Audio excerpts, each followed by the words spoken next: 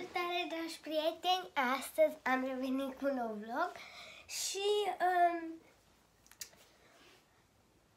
eu cu mama mea o să facem niște cadouri pentru niște copii care la ei nu vine Moș Crăciun și la doi bătrânei care tot nu vine Moș Crăciun, adică la o bătrânică și un bătrânel. Și la școală mâine trebuie să aduc un cadou pentru un băiat și e ca un calendar și trebuie să dau, dar nu în ziua aia, în a noua zi. Da. Ok, și haideți să vă arăt ce avem pentru la școală, pentru cadou de la școală și după aia vă arăt pentru copii care nu poate să vină cu Moș Crăciun și după aia la bătrânei care tot nu poate să vină Moș Crăciun, dar la bătrânei trebuie să le mai cumpărăm pentru că avem doar două cornuri și o pungă din asta de ciocolate, deci trebuie să le mai cumpărăm, așa că da, ok. Primul o să fie al meu și după aceea celelalte. O să fac în această cutie cadoul și am luat o pungă din aceasta cu globuri de ciocolată, un set de creioane, o chestie din asta care nu știu cum se cheamă, dar e super tare, am și eu, un slime, bubbly slime și un, cum să spune că am uitat, un din ăla care face baloane, am uitat cum să, nu mai țin minte, dar face baloane, am uitat, Doamne. Ok, și hai să trecem la celălalți copii. Faină cutie, nu așa? Ok, prima o să fie aceasta, doar că cutia trebuie să o decorez cu hârtie frumos așa, albastru sau verde, pentru că e cam murdar și da. Aceasta o să fie pentru băiețel, a doua pentru fetiță și al treia pentru tot fetiță. Ok, am luat o pungă din aceasta cu ciocolată, am luat un set de creioane cu ascuțătoare, un din ăsta care nu știu cum se cheamă, nu mai țin minte, da, face balone.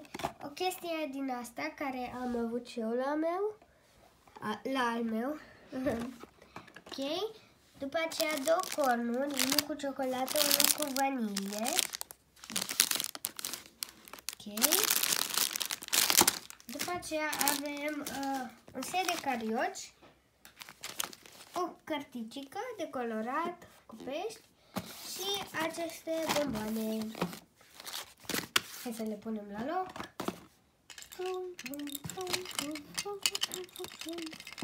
Ok.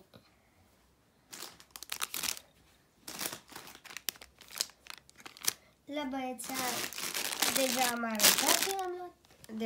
Deja v-am arătat ce i-am luat. Mai departe, la a doua fetiță i-am cumpărat un din ăsta care tot nu știu cum se cheamă, Doamne. Ok, mai departe avem un set de creioane cu un unicorn și o ascuțătoare care era celălalt, un set de carioci, două cornuri, tot cu ciocolată și vanilie. Ok. Un set din acestea, niște cadere din acelea, o carticică de coloratoare și mama mea și aceste bomboane, dar nu sunt toate chestiile, dar noi o să facem pachetul până o să se umple cutia. O să mai cumpărăm chestii dacă nu se umple cutia. Dacă se umple, nu mai putem să cumpărăm. Ok, și la ultima avem niște ciocolățele cu inimioară, un set de creioane cu ascuțitoare din nou, un din asta din nou care nu știu cum se cheamă, un corn cu ciocolată și vanilie, unul din acesta, set de cariot și o cărticică de colorat. Și acum hai să vă arăt cum le împachetez. Primul va fi al meu, scuzați-mă că nu mă vedeți atât de bine, dar ok. O să desfac această chestie, aceste ciocolate și scuzați-mă pentru sunetele din fundal, pentru că mama mea acumută o masă la ea în cameră. Bine, trebuia să desfacem, nu știu ce are. Bine. O desfac. Ok. Le-am desfăcut. Așa. Ok. Și o să le punem aici. Dar prima dată o să punem această chestie. După aceea un set de creioane. Nu intru. Stați că le pun așa creioanele. După aceea slime-ul.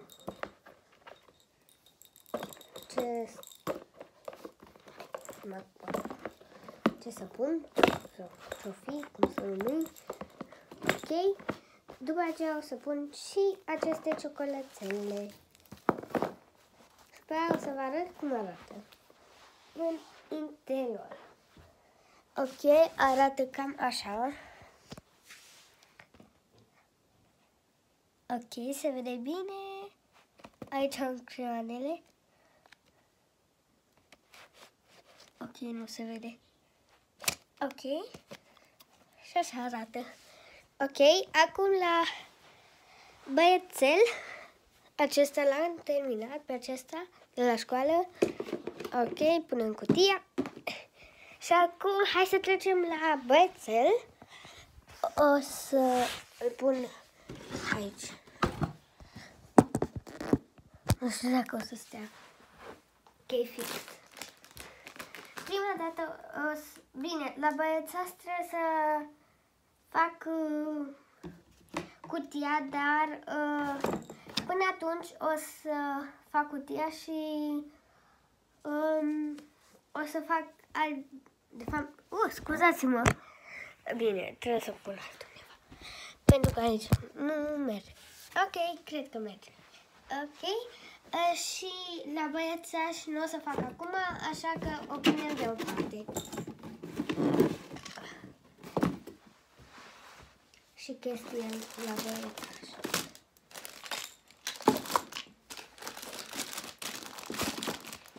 Ok. O să trecem la fetiță. Ok. O să punem prima dată această cărticică de colorat. E cam mică, dar da, sper că o să iese când o să deschide acea mini fetiță. Nu știu câți ani are. E greu de scos, serios. Mamă, cum o scot?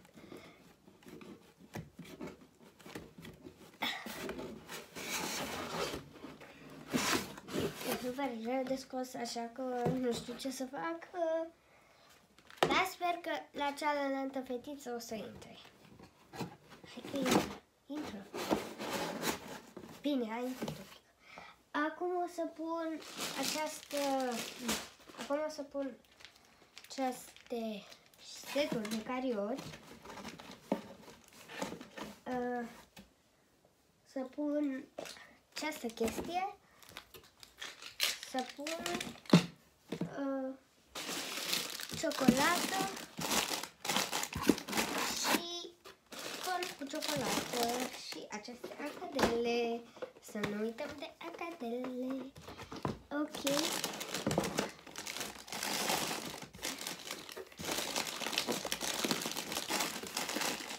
Ok, deci să vă arăt cum am făcut la această fetiță.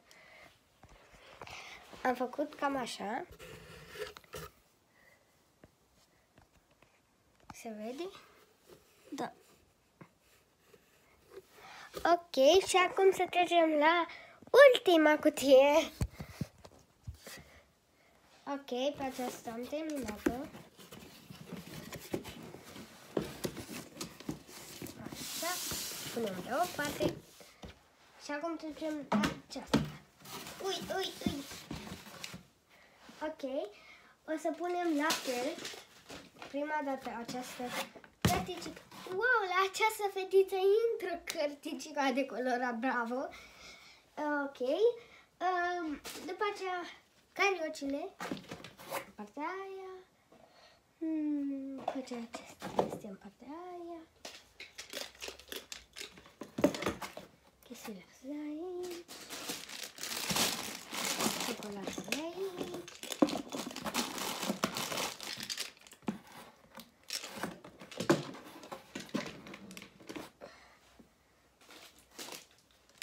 Cornul, ciocolata și acadelele. Ok, hai să vă arăt cum am decorat.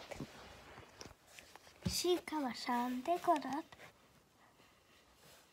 Ok, și o să revin după ce o să decorez cutia băiețelului, pentru că trebuie hârtie, am spus, și da, noi ne revedem după ce am terminat cu asta și vă arăt și cum decor acolo. I guess I really don't know what Christmas is all about.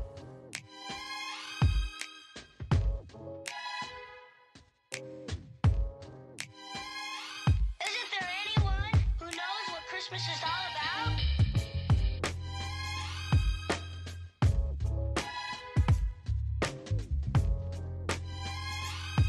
I can tell you what Christmas is all about. Chestnuts roasting, Jack Frost nipping at your nose. So I'm offering this simple phrase.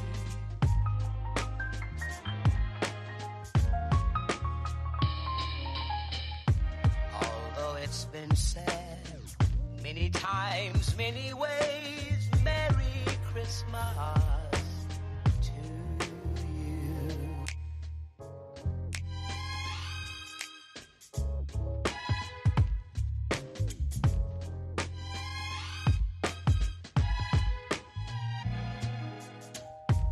Chestnuts roasting, Jack Frost nipping at your nose.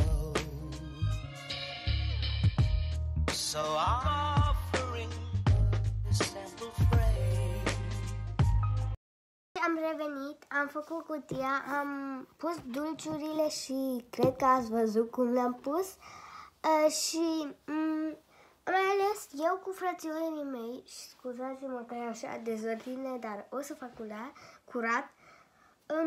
Eu cu frățiorii mei am mai ales din niște jucării cu plușuri, așa să zicem, ursuleți, și am ales la băiețel 4, la fetiță 4, la cealaltă fetiță 4. Doar că la a doua fetiță sunt 5, pentru că sunt 2 din ăștia, dar nu sunt 5 pentru că ei sunt împreună, așa că sunt doar 1. Deci, da, nu știu cum să spun. Ok, dar mâine mama mea o să se ducă să mai cumpere 2 păpuși pentru fetițe, una la fată, una la cealaltă fată, noi, și o mașină nouă la băiețel și câteva dulciuri ca să completăm toată cutia și câteva chestii pentru bătrânei. Ok, și haide să punem ursuleții în cutie. Ok. La băiețel am luat acest iepuraș, nu prea se vede ochiul de blanul. Dar stați un pic că știu eu cum să desfac blana asta.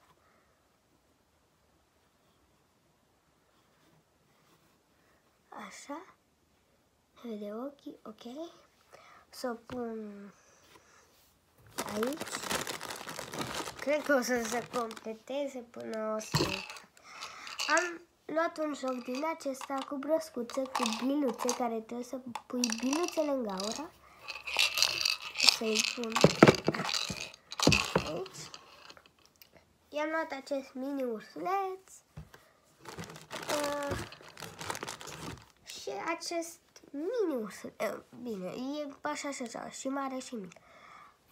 Ursuleț super drăguț. Ok, și tot nu s-a umplut cutia, Doamne, câte chestii trebuie. Ok. Și da, ăsta e pachetul băiețelului, dar mâine v-am spus, mâine o să continue acest video și mâine o să ne aștepte o zi mare, nu-i așa? Ok, la băiat am terminat, acum la a treia fată. Începem de la... ajutor! Ok, auci. Ok, mie îmi place super mult cum am făcut la fetiță. Am luat un joc din acesta, vă arăt cum merge. Trebuie să scoateți bila, e o bilă aici, vedeți? Intră de aici, așa, bun. Vă duceți aici și după aia trebuie să încădeți într-o gaură. Între până la 12 este. Eu odată am reușit până la 12 și mi-a plăcut. Deci am fost super bucuroasă și da. Mi-e frică. Bine, e super greu și da. O să îl pun aici. După aceea avem acest mini câine. Ce place câinele ăsta. O să-l pun aici.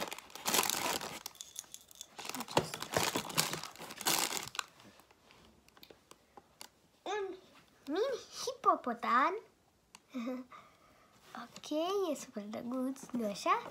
Mie îmi place, poți să-l agăți la chei, să faci așa să coși și să legi la chei. Să-l pun acolo. Și ultima, acesta, care e super mare și super drăguț și pufoț. Ok? Și așa arată cel de la această fetiță.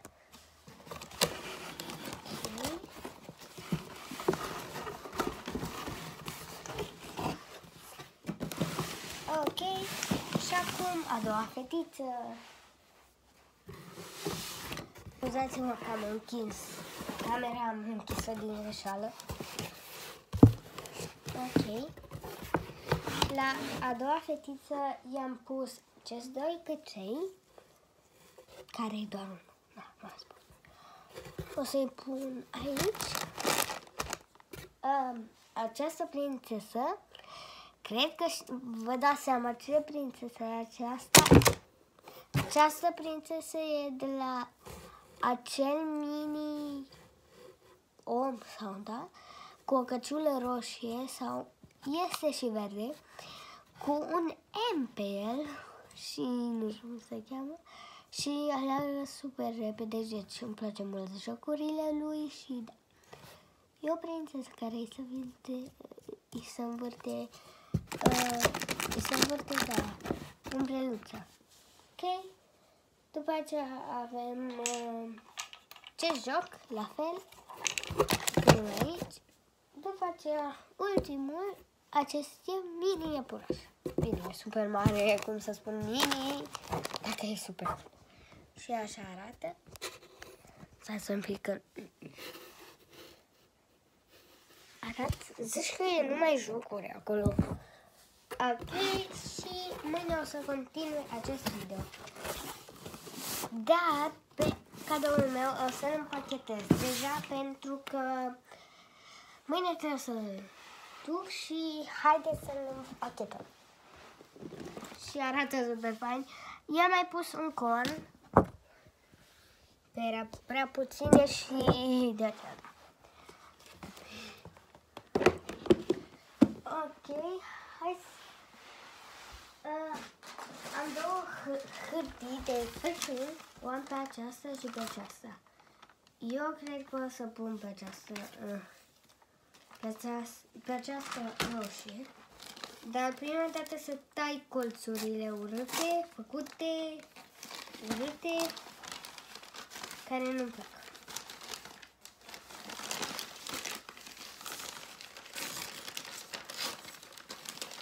Mamă, ce coze de el. Nu vă vine să credeți.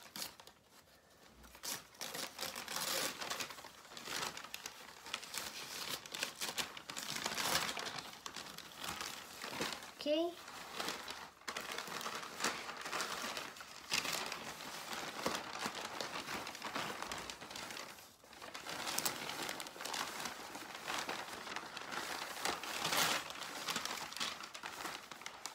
Ok. Și revin după ce am făcut.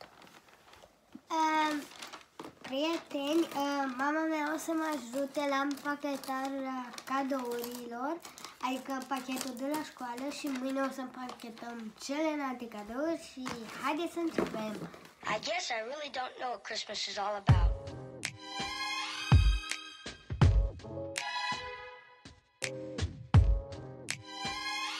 Isn't there anyone who knows what Christmas is all about?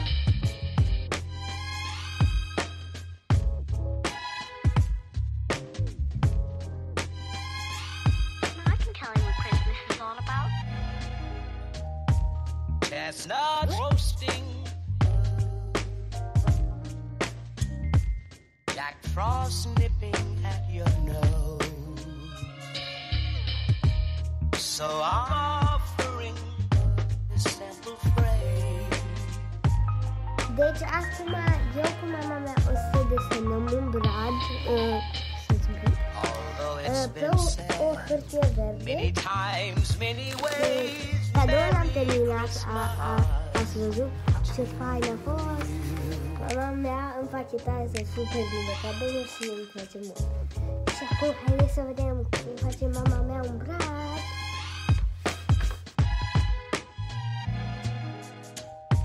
Chestnuts roasting,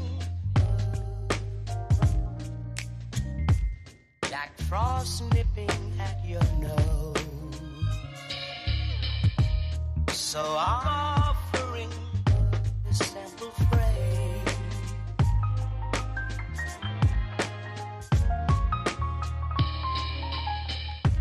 Although it's been said many times, many ways, Merry Christmas to you.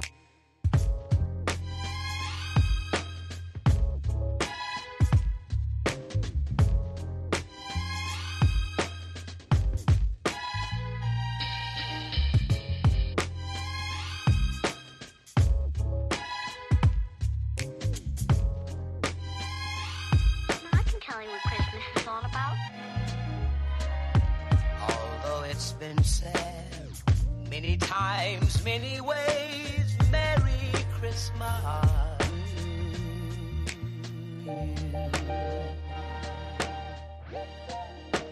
That's what Christmas is all about.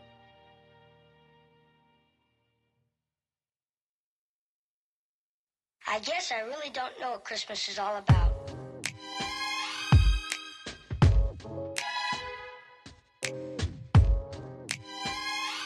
Isn't there anyone who knows what Christmas is all about?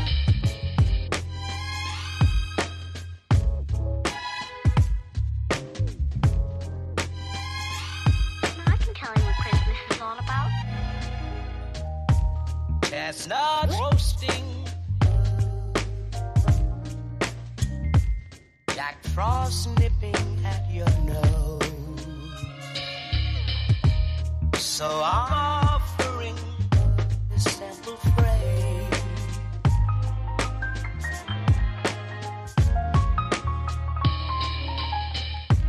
Although it's been said many times, many ways, Merry Christmas.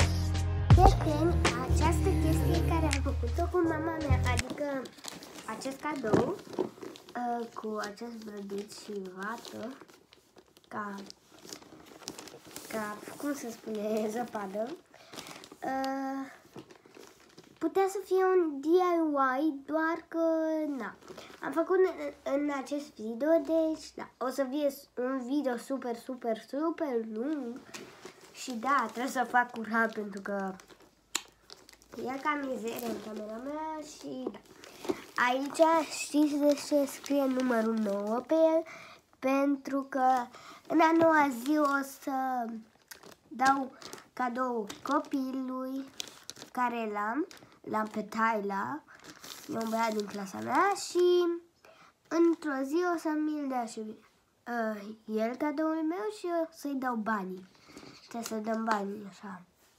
Eu o să trăiască câți bani are la el, nu contează, așa ia și dau cadou. După aceea el îmi dă mie cadou, eu îi dau banii, deci o să fiu super încântată ce o să fie în el și hai să vedem. Bine, nu în acesta. Ok, prieteni, deci, da, cam acesta a fost videoul de astăzi. Dacă v-a plăcut, nu uitați să dați un like, să vă abonați la canalul meu de YouTube și mâine avem o nouă zi, da! Și când o să primesc cadoul, o să-l desfac împreună cu voi! Yay! Ok, și cam acesta a fost videoul de astăzi. Dacă v-a plăcut, nu uitați să-mi dați un like, să vă abonați și noi ne vedem data viitoare. Bye! Pupici! Mâine o să avem